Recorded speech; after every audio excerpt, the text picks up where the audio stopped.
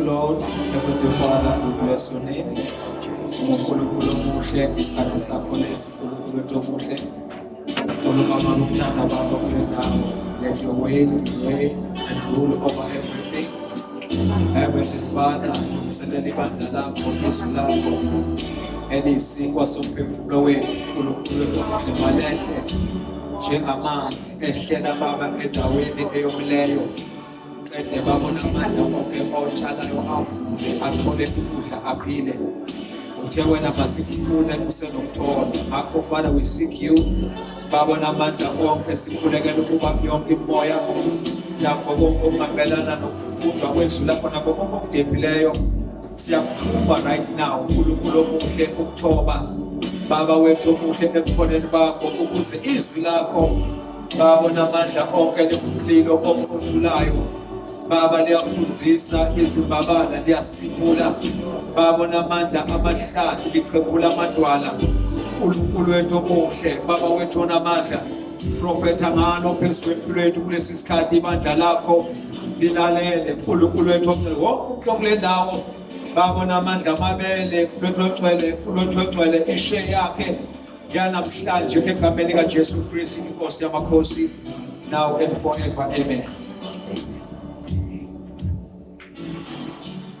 Angibingelele bazalwane MC wanamhlanje usisi uNomzamo Thiya sibingelele ubaba umfundisi uMgomezulu nomama sibingelele obaba bonke abakhona our praise and worship team bazalwane abaqala ukufika namhlanje abakhona phakathi kwethu we are blessed ukuthi nikhona sibingelele omama bethu nogogo osisi nobhuti abantu abasho Sunday school egameni lika Jesu amen.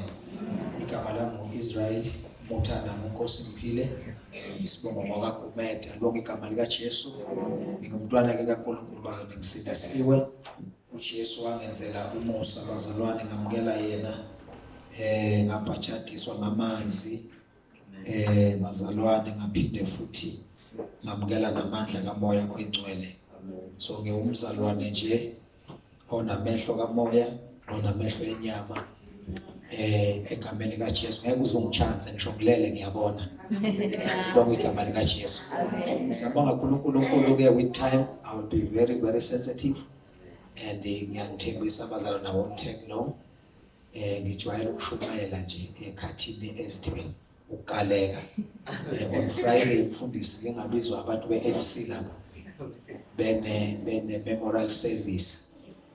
Then there is a guy engaziyo ke base bengilanda lapha endlini makufika khona umfundisi bakunikeza u20 minutes ethe laba abantu laba madoda ushoniwe lapha ngabe siyabhandisha siyaduduza bona abafuna ukukhuluma abakhulumi nalomuntu oshonile bagxeka inkatha bagxeka iDA ndelo usuhleli njulale lebona saza lapha bathi i-memorial service yengane yethu kodwa mina bavele bathi nje hayi umfundisi sicela athathe 20 minutes washo ukuthi ku20 minutes kuNkulunkulu ufana ne-hour amen bazalwane amen. God is not limited of time.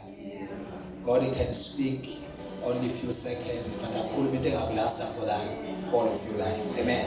Amen. These days mfundisi I'm full of worship in my heart.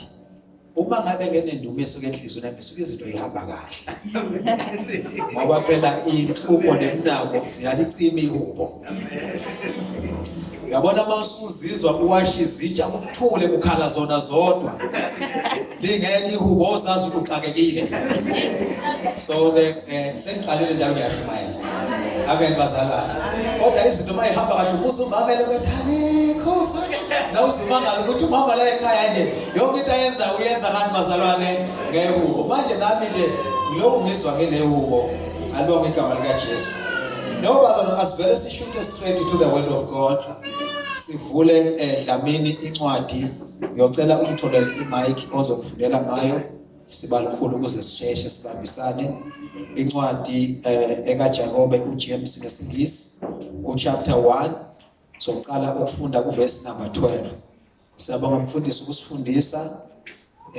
bazalwane about offering alibonga igama lika Jesu mhlawumbe nami ekhulumeni kwami ngizodlula nje kwi-offering ngiyayiza ukuthi izongena along the way hallelujah kakhumhlobo onjengaye ongikhathalela njalo kanti engakholwi kuye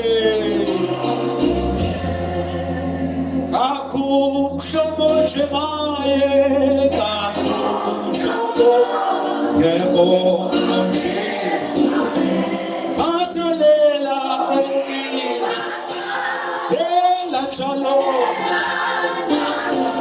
hallelujah singabeka kuwe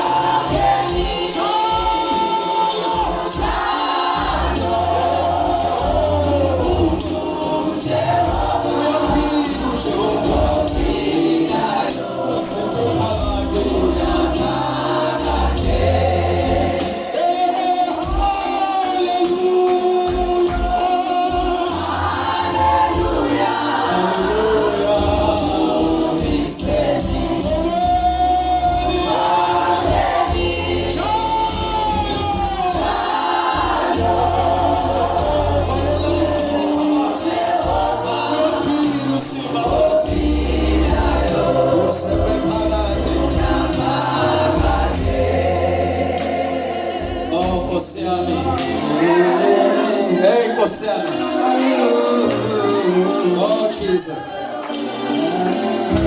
Yes, Lord.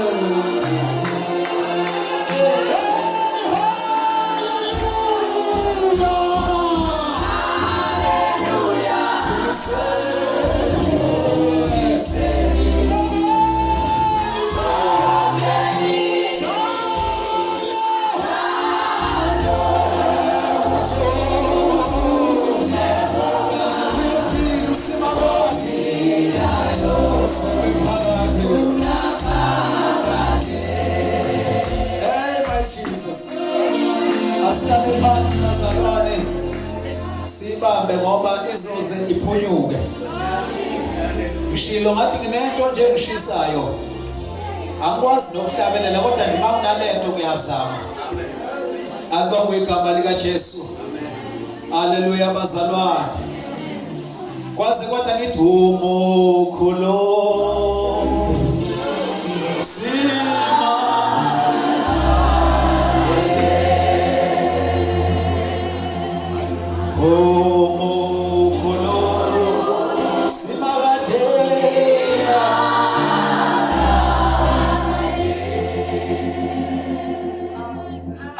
Dlamini verse number 12. Yes, Jesus, yes. Jacob 1 verse number 12 ekaJakobe. Thank you Jesus. Ubusisiwe umuntu okhuthazela ekulungweni ekulingweni ngokuba esevivinyekile uyakwamukeliswa umqhele wokuphila othenjisiwe inkosi kwabayithandayo. Inkosi ayibusise ukufundwa kwezwilayo. Amen. Amen. Awuphinde dlamini sizwe kahle sonke. Verse number 12. Yes. Ubusisiwe umuntu okhuthazela ekulingweni ngokuba esevivinyekile uyakwamukeliswa umqhele wokuphila othenjisiwe inkosi kwabayithandayo. God will bless you if you do not give up when your faith is being tested. He will reward you with a glorious life, just as he rewards everyone who loves him. God will bless you if you don't give up when your faith is tested. Awuphinde dlamini ngesizulu. Ubusisiwe umuntu okhuthazela ekulingweni ngokuba esevivinyekile uyakwamukeliswa umqhele wokuphila othenjisiwe inkosi kwabayithandayo. Ubusisiwe umuntu okhuthazela ekulingweni ngokuba esevivinyekile. Esenjani bazalwane? Esevivinyekile. Asithele esevivinyekile. Esevivinyekile. Asithi esevivinyekile. Esevivinyekile.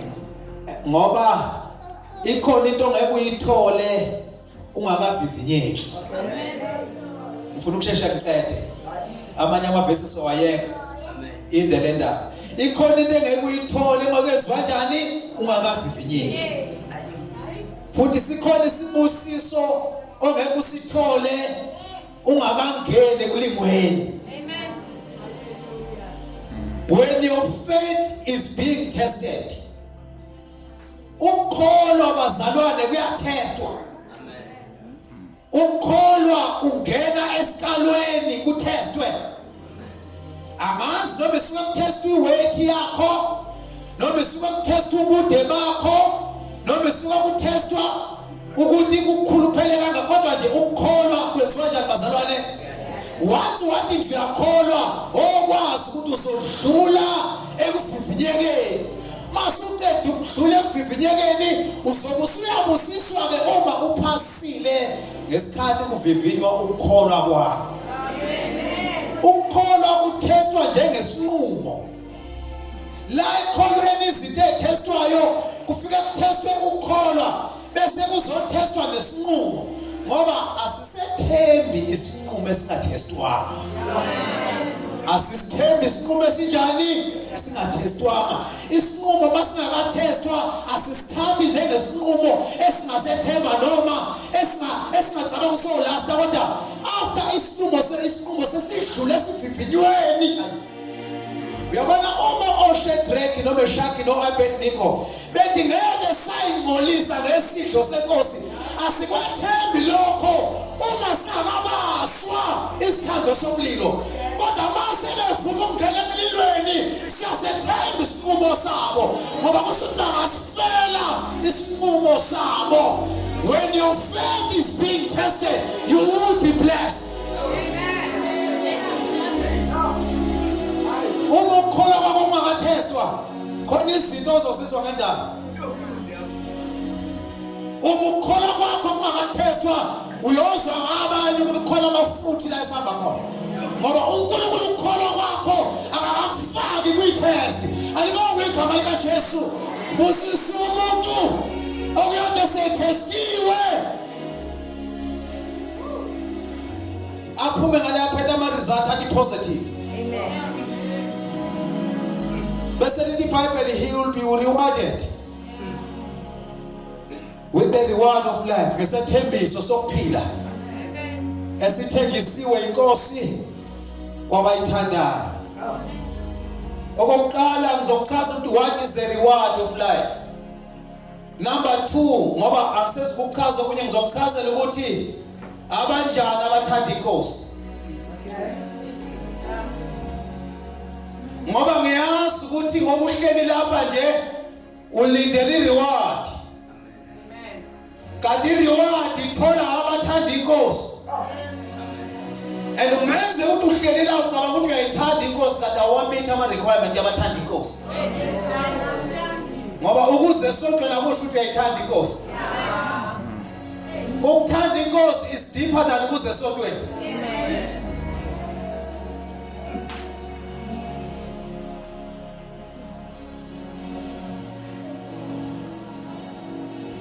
Uyabona umuntu ethe uyakuthanda wakuqoma bayazi lento abantu besilisa. Amen.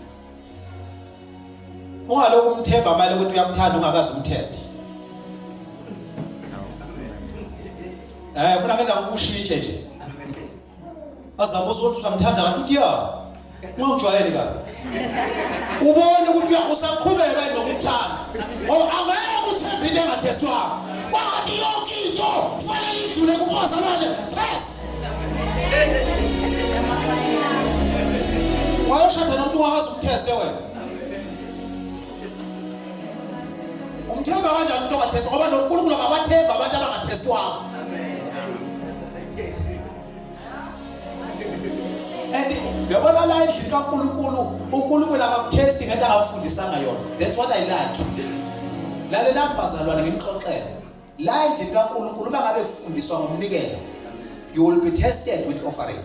Amen. Uma kade kufundiswa ngokuxolela, you will be tested best ekuxoleleni. Uma kade kufundiswa ngothando, uzotestwa ngothando. Uyokuphuma nje la wakafikisha ekhaya, uhlangane nomuntu ohluleka ukunikeza uthando ngenxa yesenza kuwe. Kanti umfundisi ekhuluma ngani? Uvela ufele wena kusukela waqala ukukhomba usase-crash ngoba waphasa ama-test yezinto oyifundiswayo. Kwamanje uzobuhola kule nyanga ngeke unikele futhi ngoba kodwa i-test izoba khona ngoba sekufundisiwe ngani? Ngoba njalo masike safunda kulandela ini bazalwane? Tshela emakhaya ukuthi iyazi i-test ye-offering. And into ezokwenzeka kokuqala kungena imali. Bese kuvela into ofanele uyinikelele kuthola ukuthi ungoqo. We-fail i-test. Ngoba uNkulunkulu akabathemba abananisa kakhulumile bangenzi. Kodwa uyabathemba abantu usabafundisile basukume benze njani bazalwane. Makade kukhulunywa ngesimilo. Uzobona abafana beza futhi abamnandi aba-right aba-financial stable beza ngoholoko uvela uhluleke. Kade kukhulunywa ukuthi kuhle ukuyiphatha njengomzalwane ngoba njalo uma kwafundiswa ingakho uNkulunkulu umuntu akumlinge into engaphezulu kwamandla akhe. Kusho ukuthi njalo mawufunde uNkulunkulu akavela akhambe nemistry nento ongayazi nemgilwane uqala ufundiswe makuqedwa bese kuza umuntu athi ngizocela impuphu uthi akunayo ikhona. Hey athi uNkulunkulu kade ufunda nje ngeSunday wisdom somzalwane ubuya na zero njalo noma uthestwa ubuya nangaki njalo uma uthestwa zingaki izinto ofundiswa iziphi nje okhoplayo kuzo ngoba sesithestiwe sothola umqhele wokuphila. Ukukholwa komzalwane kuyathestwa. Let me tell you this.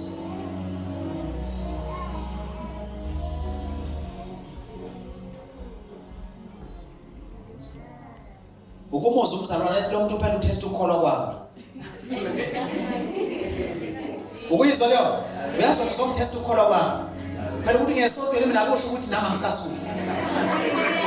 Usufuna indlela yokufeyila. Amen.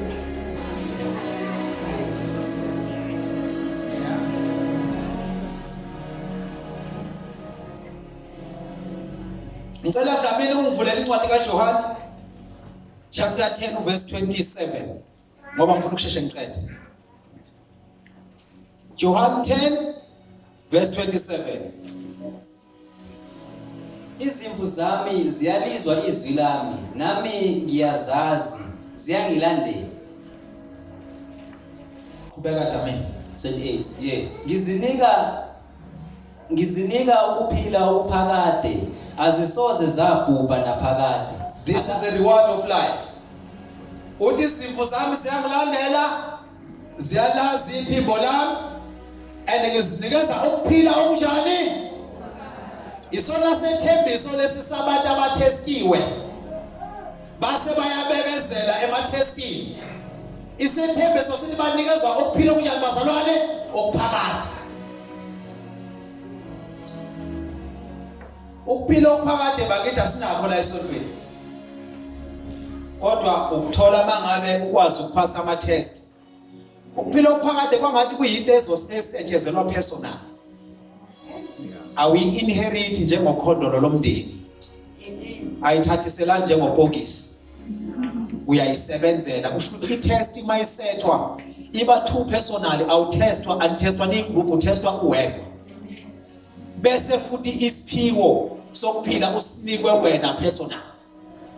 Ngamanye amazwi wonke umuntu ola endlini akasebenzele umqhele wakhe othenjisiwe inkosi. Ngithe mangibuka ngifundisa izethembiso ngathola ezu-50 and it's above, but ngithola ezu-50 ngathawu ithembiso singake eBhayibhelini ngathola ukuthi nalomuntu obhalile uthi there is more, but lezi singama major promises of God.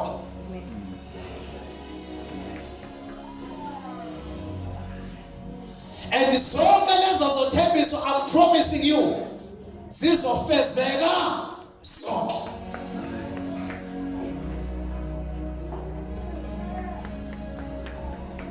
Funa ukusheshe ngiqede dlabeni namhlanje. Awungivulele incwadi yeSambulo chapter 2 verse 10. Yini isiphiwo sokuphila? What is the gift of life? Revelation 2 verse 10. Ungesabi lokho oza kuhlupheka ngakho. Beka usathane uza kuphonsa abanye kini etilongweni ukuba nilingwe. Angiyezwa nala. Uyasho ukuthi ningamangali aba-update. And guess what here? Mawufunda incwadi yeRevelation, Jesus was no more here. But uJesu sent a special angel. Yafika kuJohane ebhalela ibandla laseThyatira. Uma ebhalela ibandla uyaba informa in advance about isimo abazongena kuso. Yini nje ocabanga ukuthi yenzakala emhlabeni esingayazi? Singatshelwanga ngayo. Emakuthi uyalifunda iBhayibheli. Yini nje ocabanga ukuthi wena hayi ngiyabona ke lesi sifo lesasaba. Si-update ngayo yonke into. Ngoba uJesu uyasilungiselela. Singakafinyeleli kulezo wenzela singabhayiziseki. Sengaba ukuthi wena iBhayibheli laka ulifundi kodwa ayikho into eyenzeka emhlabeni esingatshelwanga ngayo. Amen. Ngisho ingane lezingakuhloniphi kwakushiwo kwathiwa zohamba sibe njalo. Ngoba ubona abantu nje bethanda imali kunonkulunkulu. Sasitshela ukuthi ngeke sizogcina abantu baye bangabayithu nabathanda ubumnandi kulo abantu banjalo yini wena ekushokha wena umangazwa yini kahle kahle. Ngoba wena unayo memorandum ukuvuka nje kuseni ukuthi wona nakusebenza basekune corona awusiyabona besazi ngayo. Sekukhona abantu uJesu akekho besitsheliwe ukuthi bakhona abantu abanjalo. Kwako bafika abanye labantu bazongishumayeza bengitshela ukuthi hayi siyabonga Gumede indlela wephethe ngayo impela uyakholwa kodwa manje nje kusho into eyodwa Gumede ukuthi ukholelwa bakini abangasekho ngathi mina hayi ngiyabonga abafowethu bese ngitsheliwe ngani ningakafiki ngicela ndidlule kwabani ngoba updated with the way angiloko ngilaleli ingane wami mawufika nje uvele ikhaka vele I'm already informed manje uye uhlala ulaleli ibhudane nje ukuthi ngiyakuzwa no usheliwe nje. Uyabazi laba bantu bazofika vele bezenza abantu vele abantu bakhamba lento ehlukile kanti ayikho into ehlukile siyazi. Ngabatshela bese ngiright ngatshelwa ngathi kudala ningakafiki nina ni right fulani kwabani. Bathe Gumede lithi izwi lenkosi masifika umtyenza lento enzayo sithuthuka inyawo ngathi sithuthuthani nihambe.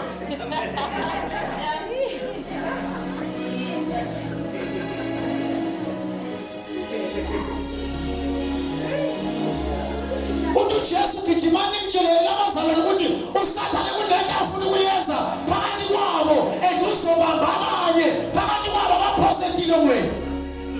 bese kwenzakala kanjani?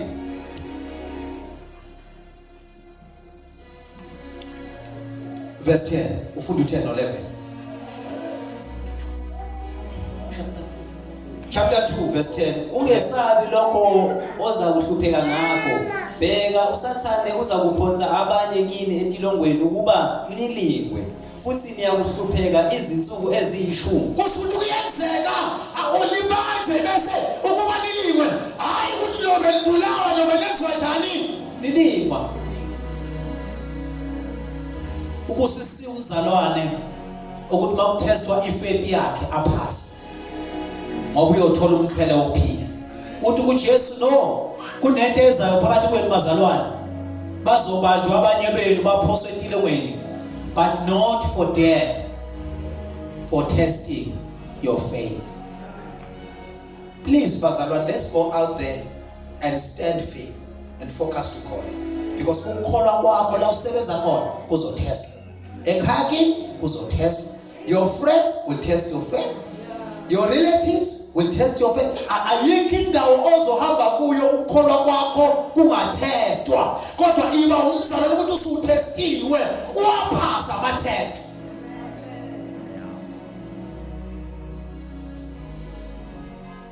Ukumuza umuntu ongawaphasa ama test kodwa mfundisi umayifakazi. Ubufakazi bange bango-2000 kuyafana namanje. Usele kunjebe ngokuthi uyintombinto. Ukuthi uJesu wenzani umuva phi naye cha. Manje abamazo intombinto sebasenkingeni ke ngoba yena uyigcilile. And manje usimele ngento engekho permanent. Laba bantu labagogo bonke babona lesonto babe yintombinto manje akuyonto esingama ngale. Ngoba kuyona into evunda phakathi. Uyabona ukuthi ume ngento okuzothi noma sokuchezukile kusho ukuthi usuphelelwa ubufakazi. Ngeke usitshele ukuthi hayi le nto ngakithi ngiyo seyimoshekile. Ngeke usitshele manje ungami ngento khula ngoba hlule ama testing imangeke namandla awuzothi noma usufile uhambe nayo ziyeke i-laptop siyabonga nayo une-degree siyabonga uzofuyishiye awu yini enzala kuwe uyawaphasa yini amathayi.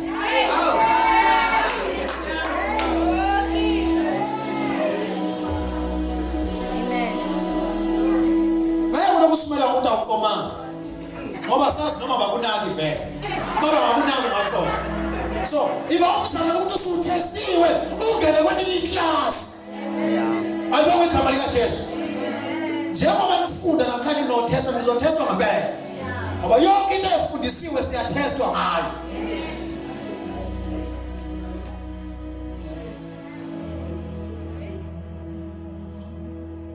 Uzobamba abanye bena abaphosetile ngwena ukuba nilingwe. Hayi kuba nizondwa kodwa ukuba nilingwe. Bese kuba njani Dlamini? Ufaka umuntu eDlamini la ugcine khona. Thembeka kuze kube sekufeni. Kodwa wena thembeka kuze kube kuphi? Sekufeni. Ithi noma usutestiwe sesikuhaqile left and right and center kodwa uthembeke kuze kube sekufeni.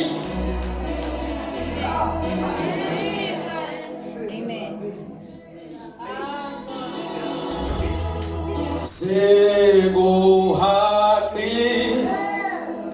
sitha zakho sivukela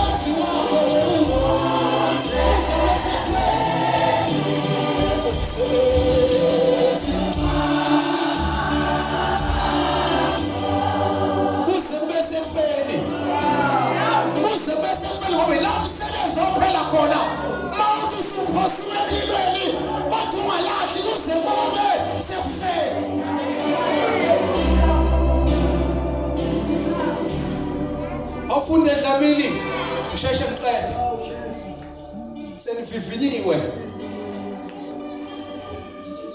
nime kuze kube sekufeni thembekani kuze kube kubazalwane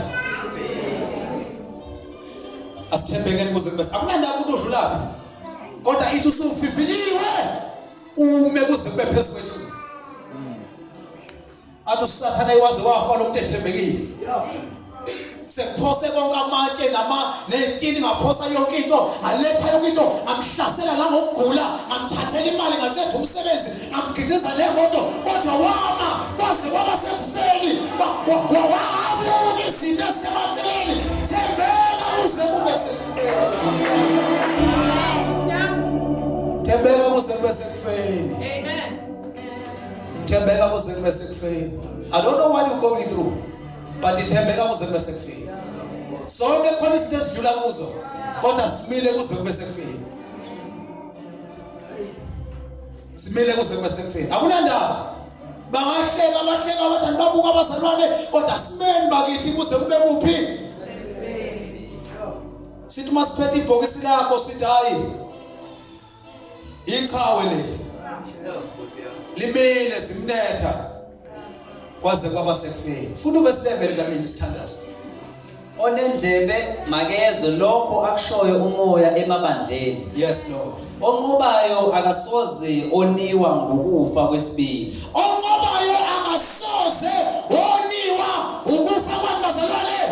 Ngamanye amazwi khona ireward, khona umphumela wabantu ababekubekezeleni ngesikhathi kuvela ilingo bathembeka kwaze kwaba sekufeni.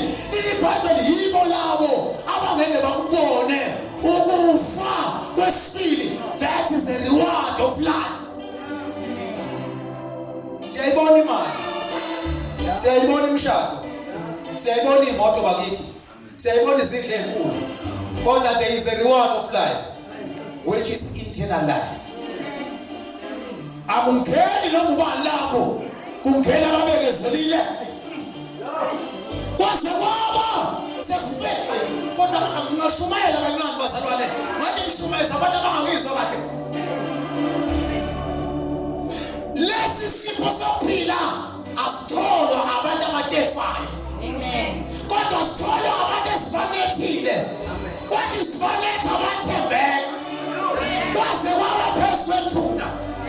Bayothi babevuka. Mabeqhamuka ezulwini. Kubusingelosi. Sidobani laba.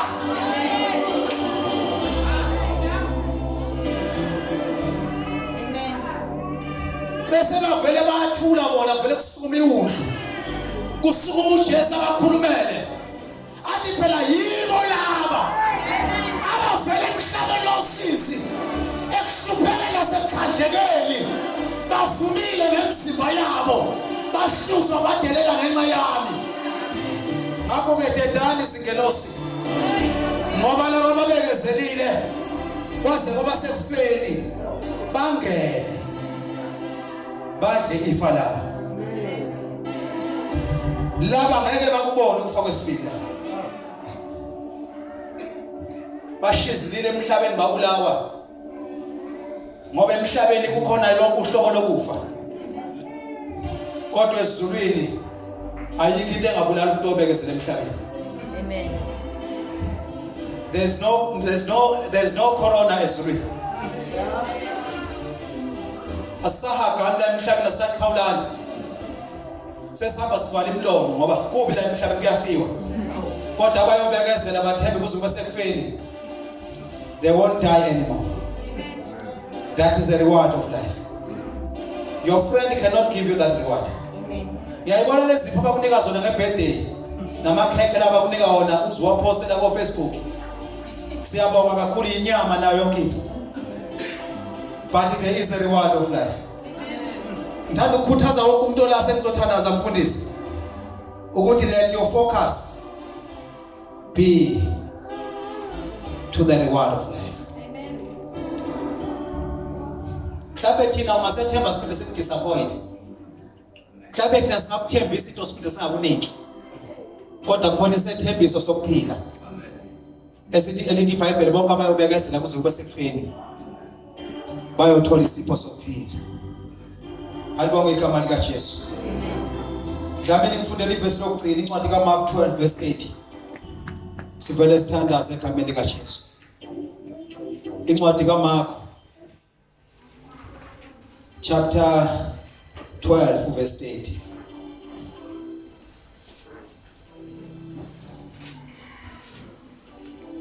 Woyithanda inkosi uNkulunkulu wakho ngayo yonke inhliziyo yakho. Mana lapho ngayo yonke ini? Sengikhuluma ngaleli point lokugcina labamthandayo. Abazothola le reward of life.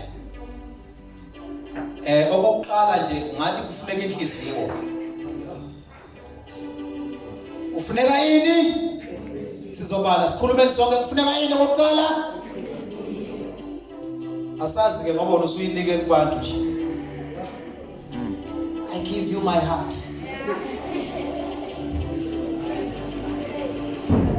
Sazi ke noma reward of life sazoyithola yini?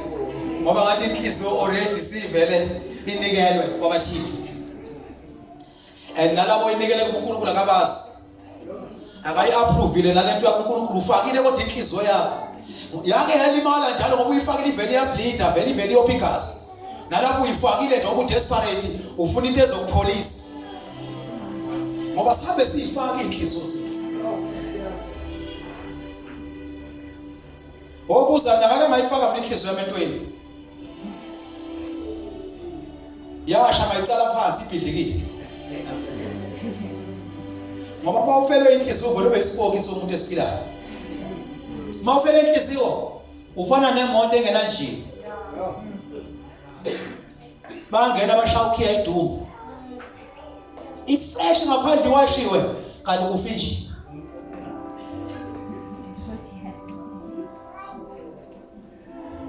I give you my heart. Kazo zoyilanda nenweni kuJesu.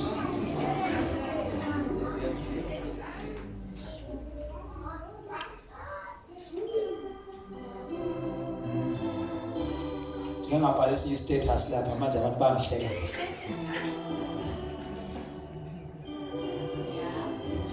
Ethi mina kunzinyana ukuthi ngasho kumuntu ukuthi I cannot live without you. Ngamane ngisho sake lempu.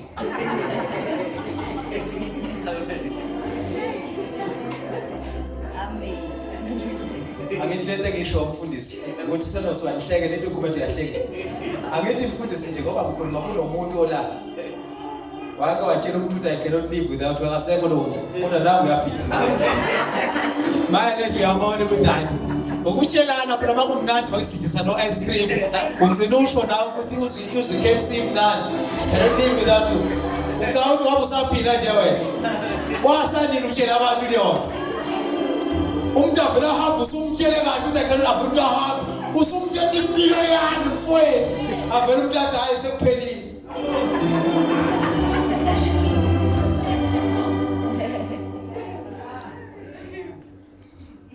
Siba ukushiwa umuntu usumtshele kahle ukuthi I cannot live without you. mhlawumbe futhi kungabe uyokusho kube uwomshiya kodwa wathi wena ngeke uphile ngaphandle kwakhe sewuwe futhi ohamba hayi bengithi umuntu oright hayi sembonile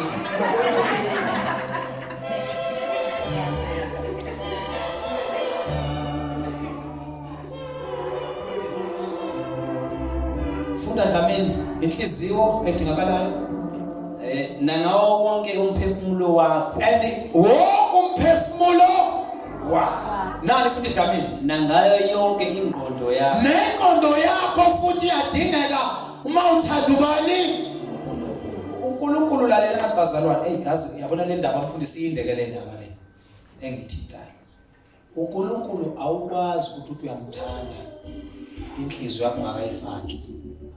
Number 2 awukwazi ukuthi uyamthanda ungakawufaki umphefumulo wakho. If you're not ready to lay your soul down because of God, you don't love God. Amen. If you're not ready ukuthi ingqondo yakho ifocus kuNkulunkulu ngokupheleleyo awukho ready to love God. Ukuthanda uNkulunkulu akukhona ukuzala phambili ufika ukuthi ngiyamthanda uNkulunkulu bazalwane.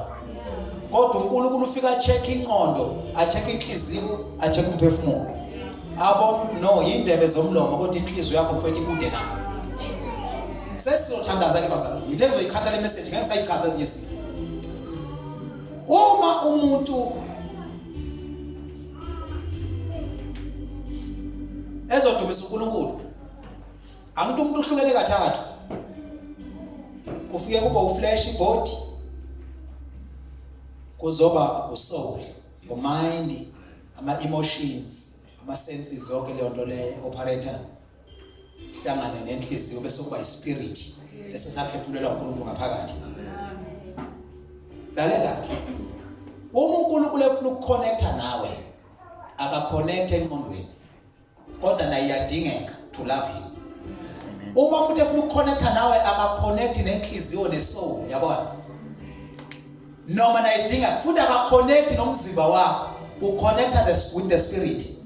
Angithi uNkulunkulu umoya lo ufaka kuwe uma ngabe uNkulunkulu ekhuluma kuwe nomzimba wakho uyezwa ukuthi kunento ekhulumayo leti system i-connected. Ingakho masibanjwa umoya ongcwele sibonakala sikhala inyembezi emehlweni kodwa usibambe kumoya. Kusho ukuthi lento iyayinyakazisa nenyama. Abanye bakwenzeka baze bawe phansi. Ukaphushwa yini no. Lento ingumoya ohlangene nenyama. Amen. So angeke uNkulunkulu umdumise ngomoya kodwa inyama uthi hayi. Ngomkhonza nje ngenhliziyo nomzimba uyafuneka.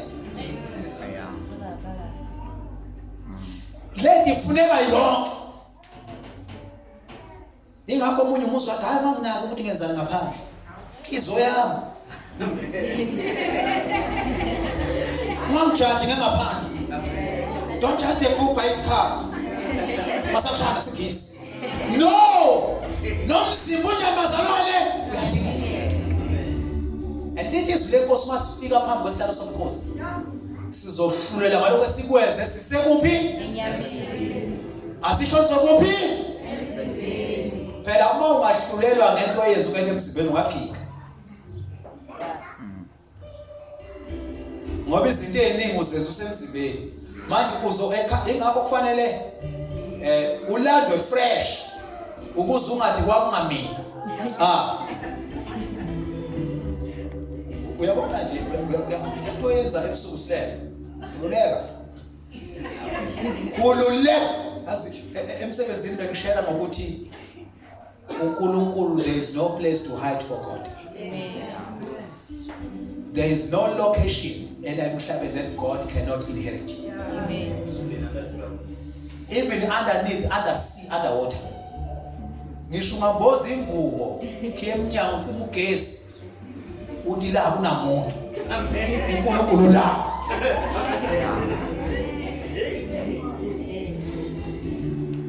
Hayi ngohamba mase kuyi load shedding ukuze bangangiboni no. Noma ngoba load shedding.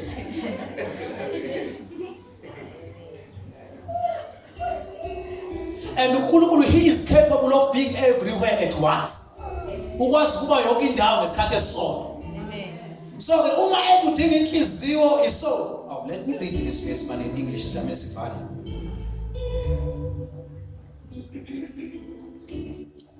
And you shall love the Lord your God from your whole heart, from your whole soul, and from your whole mind, and from your whole strength.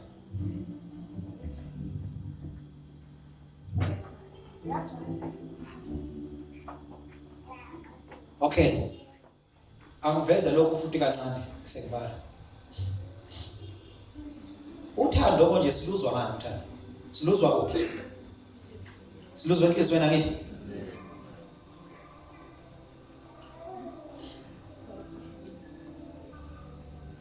Uthando umuntu akanalo. Yezwa bazalwane. Umuntu nje uthanda kanjani? Akanalo. Umuhlehla ucheka kahle uthando luNkulunkulu. Yeah. Uthando lubani? Angifundisanyane ke manje ngeke ukuvutha. Njengoba uthando luNkulunkulu, uNkulunkulu efuna wena umthande. Uphinda hlephule kuye afake kuwe. Amen. Yeah. Kusho ukuthi uhlephula kuye afake kuwe bese wena uphinda uthanda yena ngoba wena unalo uthando. Yeah. Uyazazi nje na usuhlekeka ngako uthandweni ngoba unalo. Until uNkulunkulu azakuphe ini? Uthando siyalucela ngoba ngokwemvelo yethu luhamba lusiphelele. Yeah. I don't know nje what happened. Angisayizwile. Sekuphelele okuncane ngoba thina into esinayo engiyazi kahle ama emotions, ama feelings. Iyona nto ke lethi esiyiconfuse nothando. Uma uzwe inkalo zikushisa uthi ngiyamthanda nje. Yeah. Kanti cha uthando wena ungakafiki ngoba umazi umnikazi wani. Uma ethi ngithanda ngenhliziyo yakho yokuqonda kusho ukuthi open your heart and receive me. I will give you love to love me. Amen. Ngoba vele you can't love me without me. Amen. Ngeke ukwazi ukuthanda mina ngaphandle kwami. Ngoba mina ngiyibazalwane uthando. Uma ethi lento uyoyinikeza kwabangithandayo usho kulabo abamamukele abanayo. When uzostrugglisha the whole process of it. Kwalo mshado uyawufuna wena qala uma ngoba unathando. Ngeke uyiphele indoda, ngeke umele umuntu osifazane wena. Athi vuka sikhulume ngeke. Ngeke uyiphele le.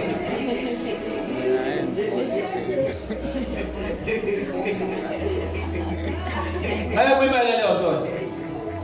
Ngeke umele umuntu wesilisa wena. Umuntu okhamba ufike kuyimtshela ukuthi manje ngicabanga kuye emoli ngiyothenga ukuthi nokuthi avele ayithulele njengakuphenduli. Ayithulele futhi enze enye into.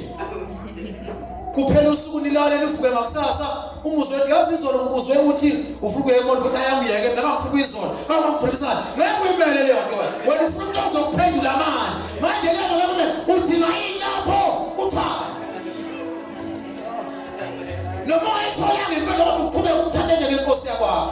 Shaya mva. Hayi ukuthi yebazalwane khona izindlela lesizimele emhlabeni until isihlangane noNkulunkulu asinike imbazalwane uthando wakhona ukukhonza lokhu sikhonza ngoba izinto zihamba kahle.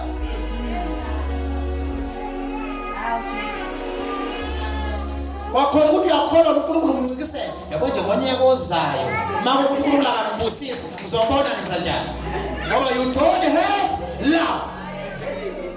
La khona uthando kukhona ngani bazalwane nokubekezela.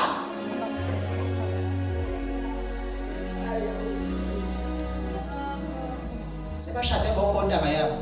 Nami ngizoyibonela noma sekungaba nengane ke. Ukuthi ngiyithola kanjani uNkulunkulu uzobona. Love me with all your heart. So uma ngabe wamukela uJesu bazalwane, uJesu bese yakuzama ke ngothando. Lalela uthando malufika lungene lapha enhlizweni. Okokuqala uthando lukaNkulunkulu umfundisi into engiyifunde ngalo lokuthola vele unama feelings lawa wemvelo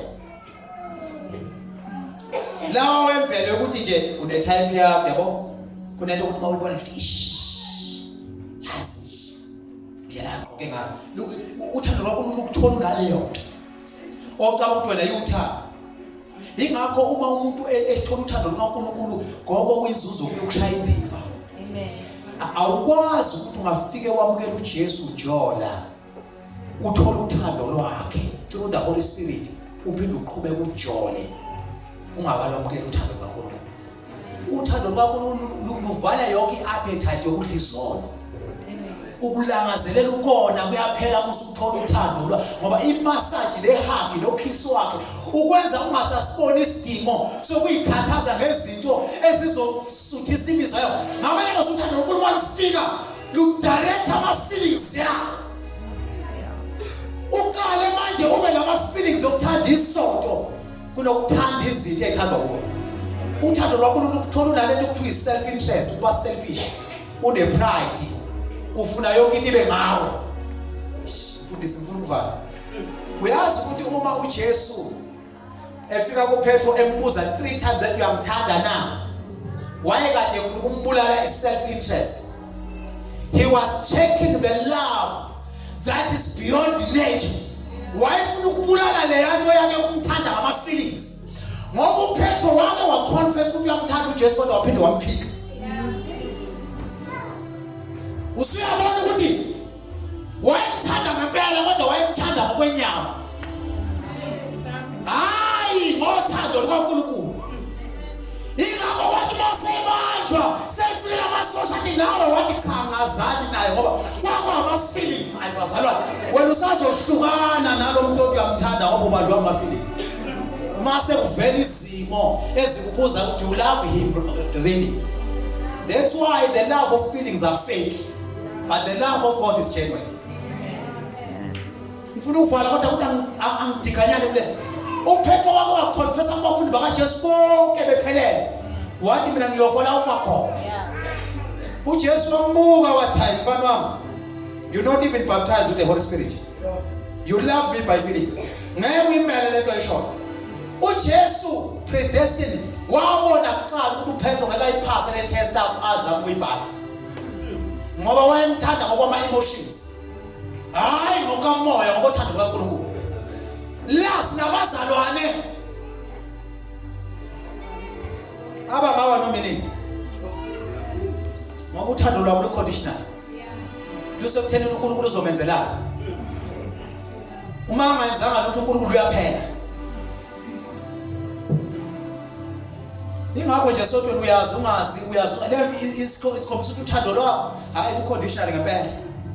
Hayi namhla imvula yana ngini uyancibilika. Ilanga liyashisa namhla ngini.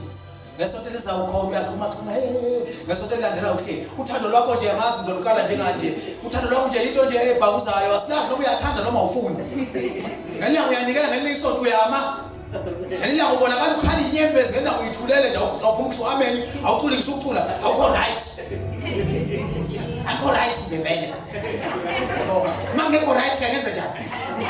Ngelanga kuyiworship team yasifusisa ngela uhleli awureport ukuthi uhlaleleni akekho umuntu owazi indaba yakho ngelanga siphuma lethi sibanjezelwa kuwe ngoba ngalila uthandile. Lithi iBhayibheli lethi izonikezwa abanjani abamthanda. Mfundisa ayazi ngendaba eningi. Ayafika amasosha abamba uJesu uyabona ukushubile la kwavele kwaphela kwemizwa ngoba imizwa iyashiyana. Imizwa ngiyayazi, imizwa iyabetrayana. Your feelings can betray you. Uthi mase uqala uthi kubrother uyazi angizizwa kahle athi uthini? Hayi ngithi ngathi kunenkinga athi okay hayi so ngiyasikhuluma ngibizile la ngikhona. Kuba ukumgcina kwakho kumthola. Your feelings can betray you. Usale wehla wenyuka wedwa nomshana umkhulisa ugcina usubhala ukuthi amadoda izinja kanti cha sizona izinja. Ukuthi nje your feelings betrayed you.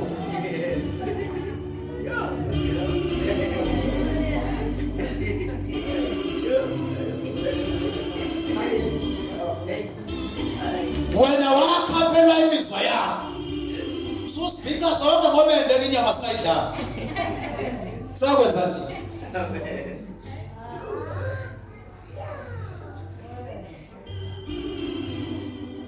uJesu semthola lapha bedoba evuke kufeni.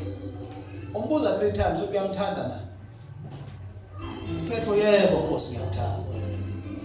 Phinda futhi uyaqhubeka.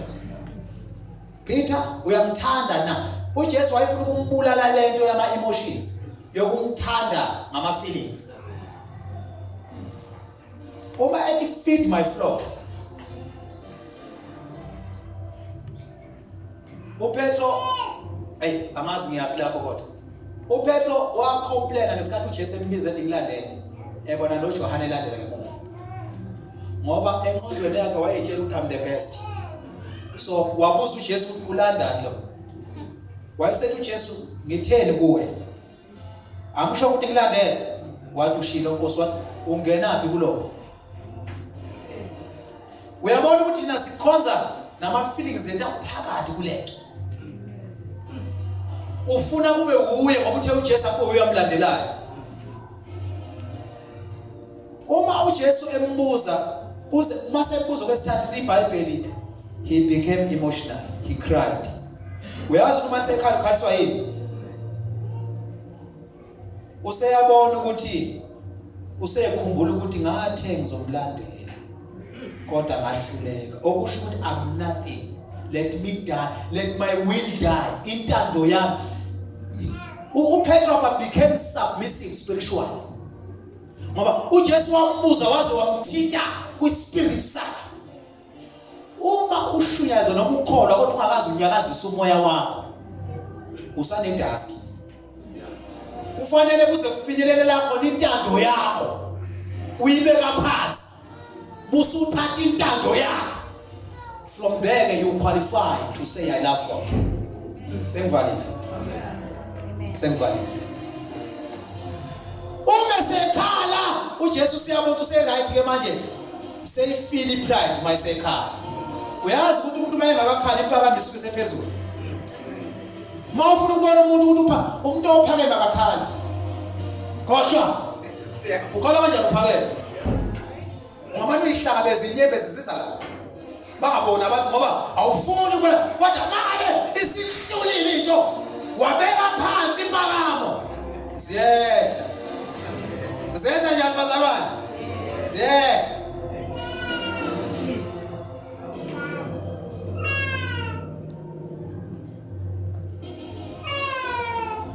uNkulunkulu udinga inhliziyo yethu bakithi. Udinga inqondo yethu. Udinga umoya wethu. Lento yenza ukuthi uma uNkulunkulu usumthanda ngenhliziyo wamthanda ngenqondo, bese kwenza ukuthi imicabango yakho ifane nemicabango yakhe. Inqumo zakho zifane nenqumo zakhe. Nama feelings akho kuba ama feelings uma uNkulunkulu efila ama feelings akhe ethi akunikeze ubaba umsishana 1000 usebenza ngawe. Ukunikeza usebenza ama feelings akho. Shina ama feelings akho sa available for good, for positive things. Amen. Awusakuthola ukuphumula ubona umuntu la esothi unogqoka ishirt elilodwa. You feel like you can give ngoba una10 nje ngcono ukhiphe lo bona usale na 9. Lawo ma feelings kusho ukuthi sa directed in a right position.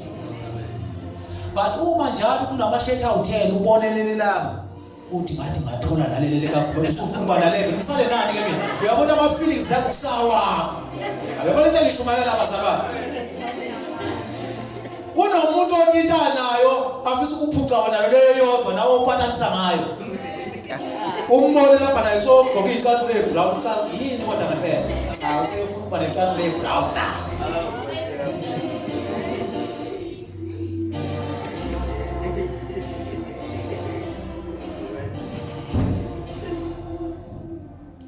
Bantu abasha lento yama feelings uNkulunkulu uyakwazi ukuyidirector to a right position if you love him. Lento yakuloku ubhizi ukalo size wehla wenyuka ingaphela nje kahle uma your feelings are directed by God. Uzoba nesiqiniseko futhi uma uzwe uyithanda ukuthi uyazi lento ukushude yami ngempela ngoba anginawo ama feelings ayathanda ukubambe aba attached entweni. So let me check ukuthi ngempela why nginamathelisa nalomuntu.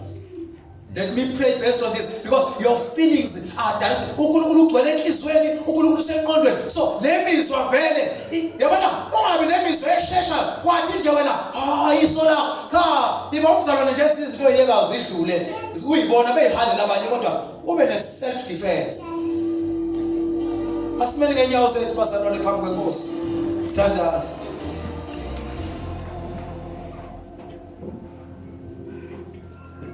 Love God with all your heart, with all your mind, with all your strength.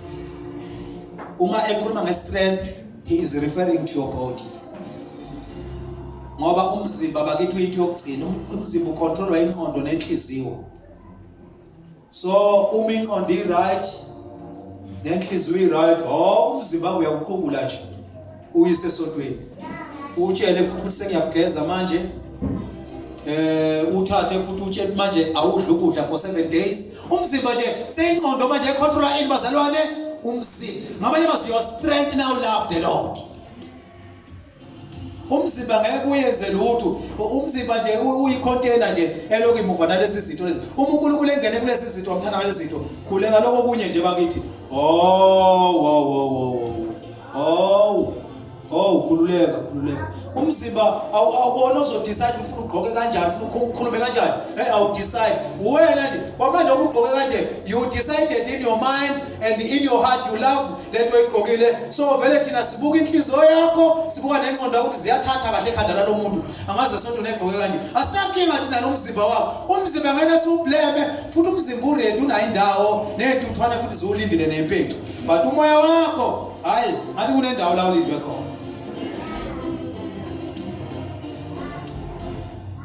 Ngiyafisa baba umfundisi uzothandaza egameni likaJesu.